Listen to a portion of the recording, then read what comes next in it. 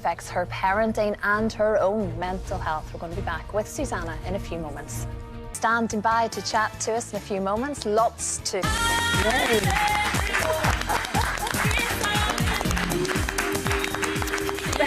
Hello. How are we all? It really is a plethora of emotions, isn't it? In a couple of hours every morning, isn't it? But just behind the scenes, I was looking at I looked like I was doing Calendar Girls with those marks. I get the tea coffee thing. I get that. Yes, absolutely understand that. Right at the beginning of the programme, you want coffee to drive you through because the alarm is set at 3:15, and really you want to drip, don't you? Insert it into your arm with a triple espresso. How do you do that? 3:15. What time do you go to bed?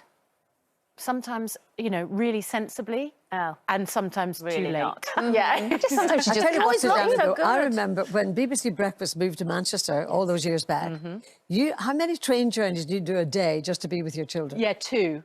Because, of course, I would go up in the evening before, so I'd get the sort of 7:20 train from London up to Manchester, stay overnight, do BBC Breakfast in the studios there, and then I would get the 10 o'clock train back home to London, so that I would be able to have a nap at home while they were at school, and then when they came home from school, I'd be there, and I could cook them tea, talk about homework, and then hand over to their dad and get the train up back. again. That's the dedication. Wow. Yeah, but you know what? I've always thought I am so lucky that I do a job. I mean, an amazing job I have.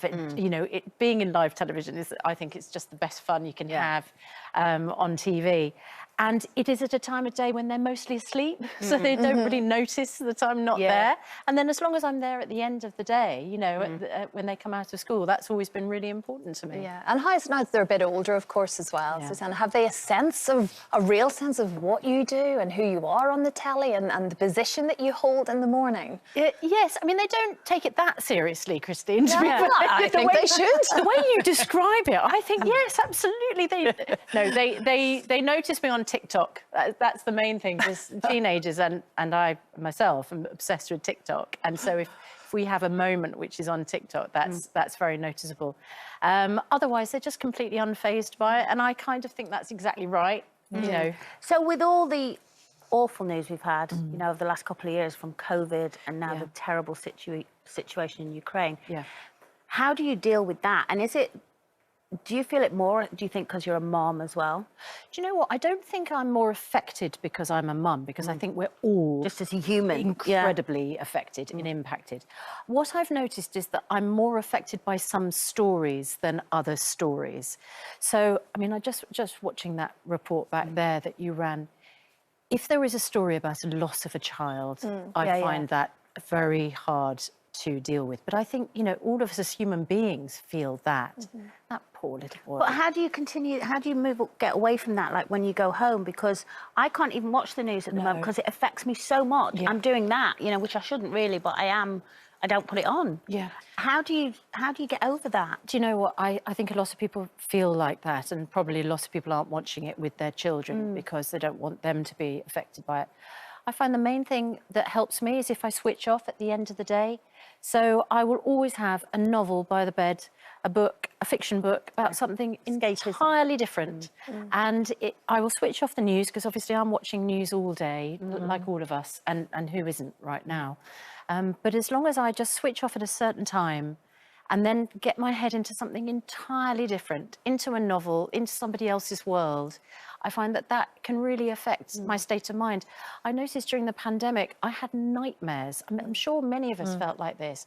I had nightmares where I was sleeping, and in my dreams, I was trying to save people's lives and unable to do so. And I think we just had all this bad news seeping into us. All of us felt powerless as to what to do.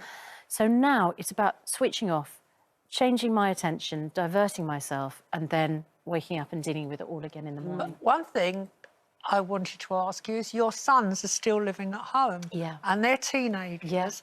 And so I suppose when you come home, they're there, and you are processing all this bad news by setting it aside and getting immersed in other things. Like, I cook. I do complicated recipes and read, exactly like you, I read dross I read froth. I go through books of, you know, I read old colour magazines and look at shoes and stuff like that to break the cycle. But what's going to happen when your sons leave home? You must, you know, they're what, 19, 17 and 16, so it's not long now. Yeah, 19, 18 and 16, they seem to be growing up sort of exponentially quickly. I think that's what happens when they get to teenagers and all of a sudden, you're right, they'll be gone. They talk to me quite a lot about the news, actually. And one of the things I always tell them, and I think this helps process it for children, is just to make sure that what they're seeing is correct and factually accurate. There's a lot out there, isn't there, especially on social media, which is just rubbish. Yes. And so whenever they come to me and say, Mum, this has happened, that's happened, sometimes they'll be updating me. But I'll always say to them, what was the source for that? Are you absolutely sure that that's the case?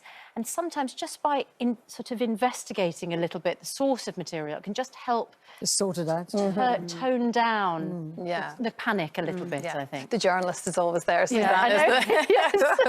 So International Women's Day, Susanna. I think we all felt really quite proud to be part of the ITV picture, that we all took part in it, and.